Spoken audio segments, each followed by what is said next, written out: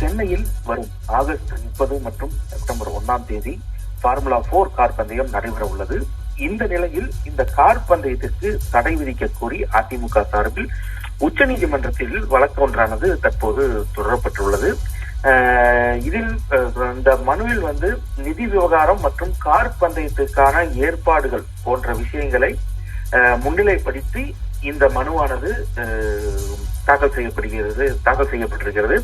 முக்கியமாக இந்த கார் பந்தயத்தால் பொதுமக்களுக்கு இடையூறு ஏற்படும் என்றும் மனுவில் குறிப்பிடப்பட்டுள்ளது. வரும் 30ஆம் தேதி கார் பந்தயம் தொடங்க உள்ள நிலையில் அதற்கு முன்னதாக உச்சநீதிமன்றத்தை கார் பந்தயத்திற்கு தடை வாங்க அதிமுக முடிவு செய்துள்ளதாக தெரிகிறது. மேலும் இந்த வழக்கை அவசர வழக்காக பட்டியலிடுமாறும் அதிமுக சார்பில் தற்போது இந்த உச்சநீதிமன்றத்தில் கோரிக்கை வைக்கப்பட்டுள்ளது. ஏற்கனவே இந்த ஃபார்முலா 4 வழக்கு தொடர்பாக தொடரப்பட்ட வழக்கு வருகின்ற செப்டம்பர் 2ஆம் தேதிக்கு ஒத்தி வைக்கப்பட்டிருக்கின்ற நிலையில்தான் அதிமுக மேலும் இந்த வழக்கை அவசர வழக்காக விசாரிக்க வேண்டும் என தற்போது இந்த மனுவானது செய்யப்பட்டிருக்கிறது.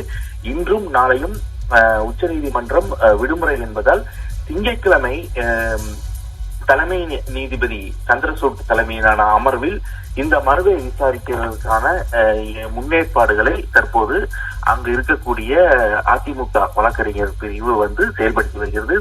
மேலும் இந்த வழக்கில் ஆஜராகுவதற்கு வேறு சில மூத்த வழக்கறிஞர்களையும் அணுகி வருகிறது. இந்த ஃபார்முலா 4 கார் பந்தயம் தொடங்கிய நாட்களில் இருந்தே நிறைய சிக்கல்கள் என்பது கார் பந்தயத்துக்கு வந்து கொண்டிருக்கிறது. குறிப்பாக சென்ற ஆண்டு அந்த ஏற்பட்ட மழை வெள்ளம் காரணமாக இந்த கார் பந்தயத்திற்கான ஏற்பாடுகள் தடைபட்டது.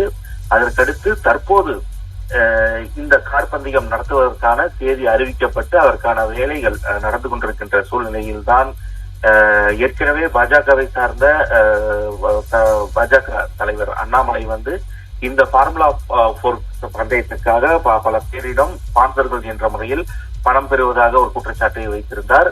அதற்கு அடுத்தபடியாக அதிமுக இந்த வழக்கை தொடர்ந்திருக்கிறது. அதற்கு முன்னதாக, அதாவது வருகின்ற ஆகஸ்ட் 30ஆம் தேதி இந்த பந்தயம் தொடங்குவதற்கு முன்னதாக இந்த வழக்கை விசாரிக்க வேண்டும் என ஒரு மனுவை தற்போது தாக்கல் செய்திருக்கிறார்கள்.